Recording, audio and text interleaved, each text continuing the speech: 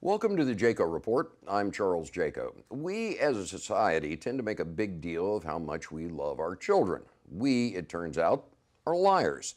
The only places in the world where you see large numbers of kids who have been shot are war zones and the United States of America. In cities like St. Louis, children's hospitals often serve as battlefield surgical centers trying to repair the wounds and save the lives of children who are the victims of America's gun fetish. Our guest today spent over 5 years examining how Children's Hospital on Kings Highway struggles to save children who are brought in suffering from gunshot wounds. He talked to families, victims, nurses, and doctors, and the result is a book called Under the Gun, a children's hospital on the front line of an American crisis. Stu Durango's day job is as a sports writer for the Post-Dispatch, but for over half a decade he chronicled and witnessed how Children's Hospital and Dr. Martin Keller, its medical director of trauma, struggle to save kids who've been shot. We're pleased to welcome Stu Durango to the Jaco Report. Stu, thank you very much for being with us. Thanks for having me, Charles. I appreciate it. Awful topic. When you first started it, were you really ready to encounter yourself the emotional toll of seeing a bunch of kids who could be your kids, my kids, anybody's kids, come in with horrible gunshot wounds and watch people try to save them? Right, yeah, I didn't really know what to expect, honestly, when I first started, or what I was going to be able to witness, just from the perspective of gaining access. At that time when I started, my kids were younger, and so that was part of the interest in doing the project. But it was definitely an eye-opener to talk to families that have been through this, to talk to the surgeons and nurses, like you said, and the doctors and everyone else who handles the cases, and then eventually to actually get to experience, one case from start to finish, I should say, when a boy arrived in the ER having been shot, and following that case through the operating room. It was quite an eye-opener. Now, what were the circumstances of that case you followed closely? That case was one where I just happened to be at the hospital to interview somebody, and right after I got there, she got a call that a boy had been shot while walking to school in the city, and so he was on his way at that point, and so I went to the ER with her, and the staff was pretty quickly able to get consent from the family for me to witness what was going on. So I saw his treatment from the trauma bay, where he was not very long. They get them in and out pretty quick when they have to, and then up to the operating room for a 2-hour surgery. Okay, describe that to me. You're standing there, what happens?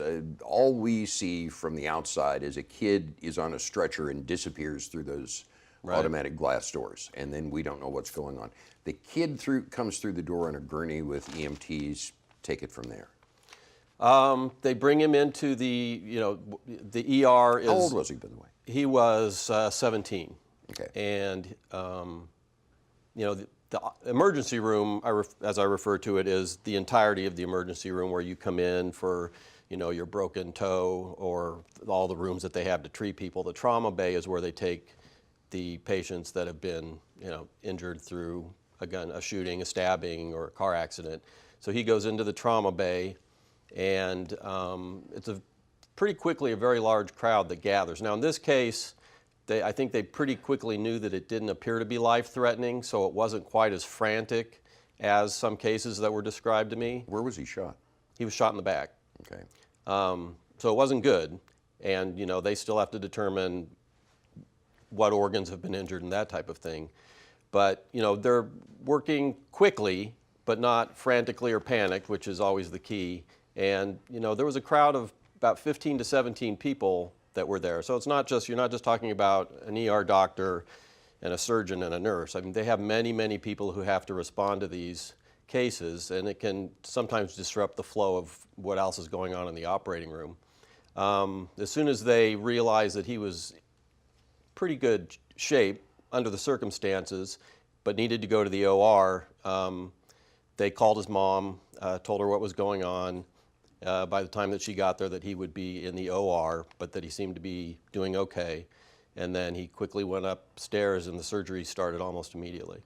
So they operate, how long was the operation? It was about 2 hours. To get the bullet out? The bullet they got out fairly quick, probably within the first, I think, 15 to 20 minutes, but then they're basically it's an exploratory type of thing where they, based on the entry point and the trajectory, they try to determine what might have been struck. Because my understanding is that a lot of the damage can be caused with a shock wave from the bullet, not necessarily the slug itself, that it will go in there, and just because of the velocity a bullet's traveling at, the shock wave may cause damage that isn't caused with a physical bullet. Right, or it could go through multiple organs. It could strike one, and then it could end up being 2 or 3 different organs that are struck. It could strike, it could deflect off of a bone or something and take a different path. So they're basically doing exploratory to find out, after they think they know what they have to fix, what they actually have to fix. And the surgery took how long? It was about 2 hours. And he gets sewn up and taken from there, I guess, to the intensive care unit to recover. And then a couple days later, I went back and I talked to him and his family. What did the mom have to say? What did he have to say? How did he end up getting shot? He was just walking down the street? In this case, it was supposedly kind of a carryover from some kind of a conflict. He was walking with friends to school. Some other kids came out of an alley, and he and his friends tried to, just keep moving and going to school. Thus, he was shot in the back. He was turned to the kid when he fired the gun. And so he knew the kid who shot him? He was at least, familiar with him. What did the mother say? What was her overall reaction to this? She was like a lot of the parents I talked to that said, things are going to change now. He's almost out of high school. We need to make sure everything's okay. He needs to not be, out doing things maybe after school that he would normally do, or not wearing his headphones when he's walking around the streets and that type of thing, and just, starting to think about what she can do to, try to keep him protected, like any mother or father would do. Yeah, I would imagine she was pretty distraught, but it sounds like she wasn't 100% surprised, I guess, given the neighborhood they lived in. I don't know. There's a lot of, in these some of these areas, there are a lot of shootings, and, or they hear gunshots, or they know of people who have been shot, in the case of some of the, violent acts, as we would call them. So, they were matter of fact about things, not accepting, but matter of fact about what had happened and what needs to happen moving forward. Now, when we spoke on the phone earlier, you told me one story about kids in some neighborhood who, might have to sleep or take shelter in the bathtub in their home because it might be the safest place to hide from random gunshots. Yeah, that was there was a boy who was in a large group at a house one night, and when they were outside, someone pulled up and just shot at the crowd. So there ended up being 4 people shot on that night from that group, and he was he was okay. He was in the hospital, have a bullet removed from his hip. But in talking to his family, his mom had told me that he had 2 sisters, and one of them, they heard gunshots in the neighborhood from time to time, and that one of the daughters was so frightened that she would go sleep in the bathtub to get into a room that didn't have windows or where she could be protected. And ultimately, I think she moved out to the county to live with another relative. In researching this book, what was the youngest kid you observed coming in being shot? The youngest story in there is about a six-year-old girl who was shot. And that was not in the St. Louis area, but she did come to Children's. It was in Springfield, Missouri, where her brother took a shotgun off of the wall in their parents' bedroom, was playing with it. It was loaded, and he shot her in the midsection. Oh my God. And it was a very wound. very extensive, and she recovered well considering how badly she was injured, very badly. Now, a lot of these kids end up recovering well thanks to the speed and skill and professionalism of the folks at Children's Hospital. And you focus on the people who work there, how they do their jobs, how they go through the protocol and do this.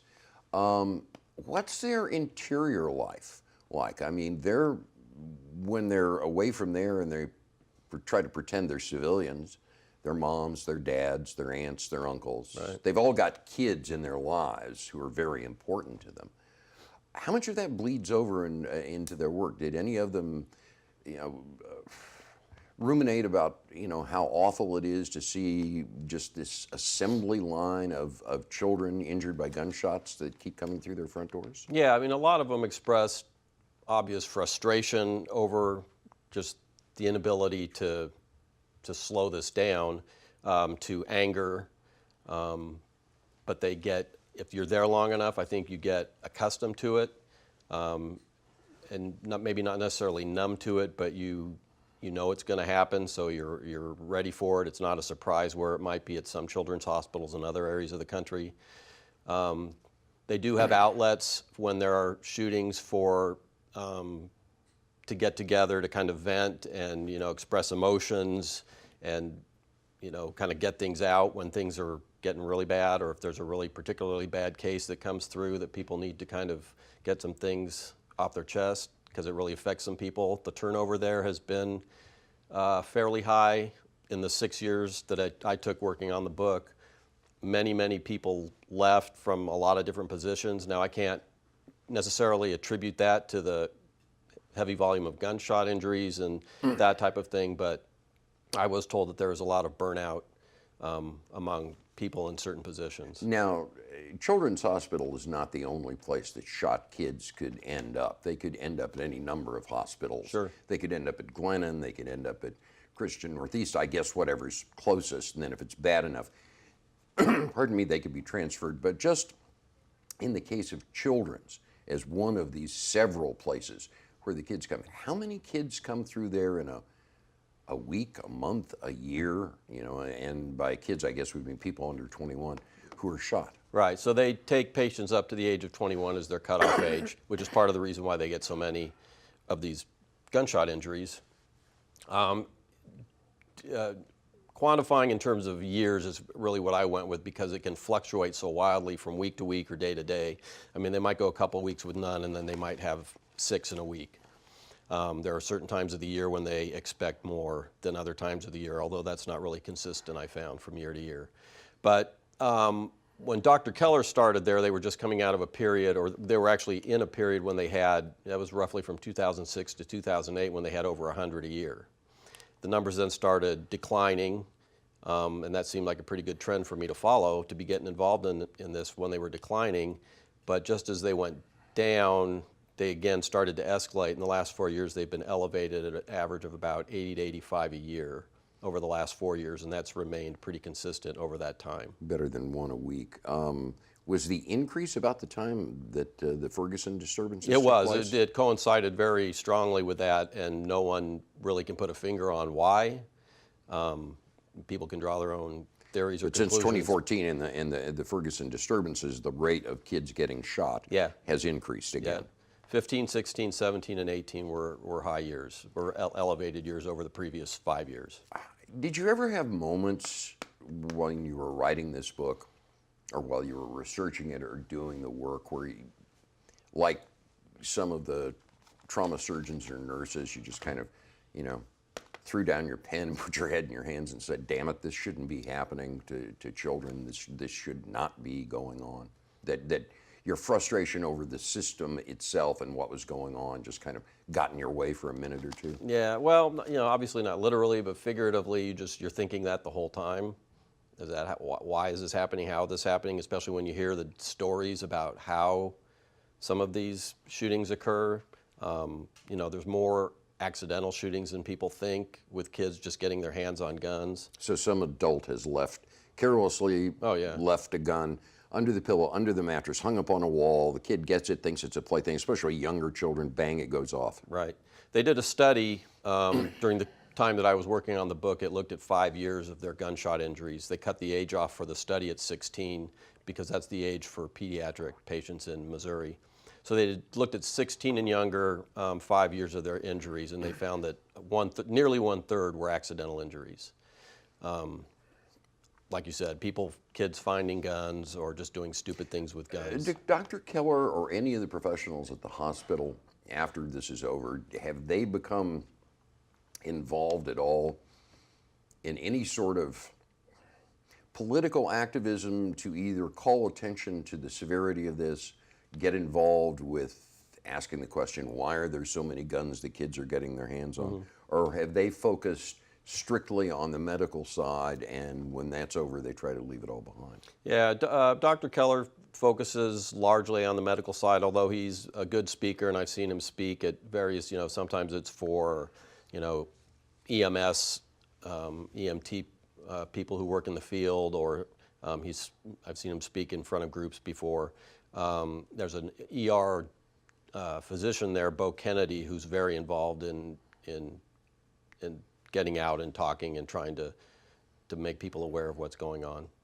And there's others who also do their thing. There's a woman now at Barnes, Lori Punch, who's a surgeon who is also highly involved in some of this activism, if you want to say so.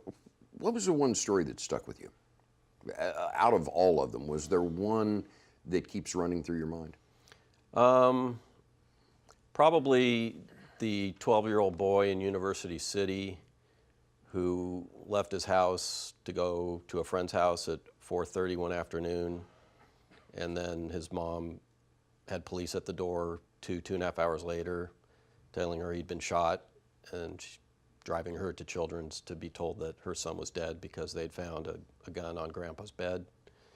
And so it was another accidental shooting. Right.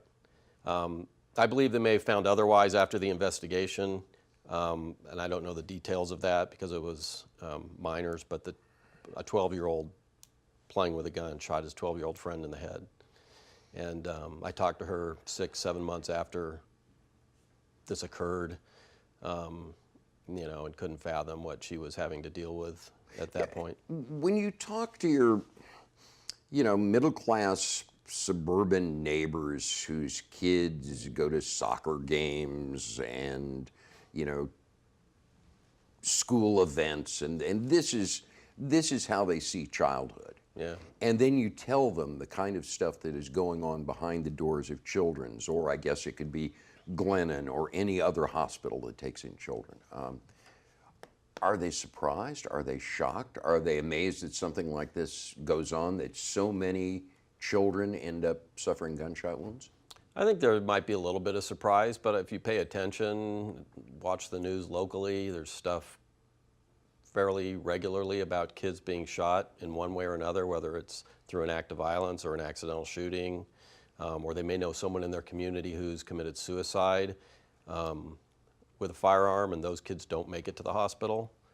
That's why I didn't include really anything about suicide in the book, because they don't deal with those patients. Mm-hmm. They don't make it that far. But a lot of them may have some experience with an incident, and Children's found in that study that I mentioned that they had treated patients from more than 90 different zip codes. So this isn't just 5 or 6 areas of St. Louis. Yes, it's concentrated in certain areas, but there are kids coming from all over the place. They have a very large catch area where kids will come from with these injuries because they're well known for being good at treating them. Final question. Glass is obviously shot to pieces and half empty when you think about this, but it's also half full in that these kids, and I guess we as a community, are very, very lucky to have these types of skilled professionals there who can do something like this. I mean, what did you come away from this, thinking about the people who work there and what they do? Amazing.